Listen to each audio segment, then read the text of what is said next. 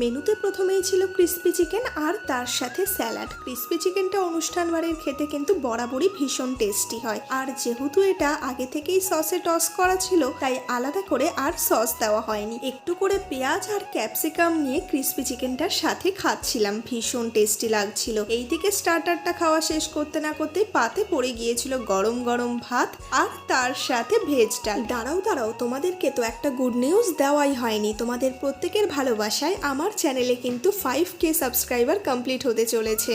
এর আগের বেশ কয়েকটা পোস্টেই আমি বলেছিলাম 5000 সাবস্ক্রাইবার কমপ্লিট হলে আমি আসবো লাইভ তোমাদের সাথে গল্প করতে।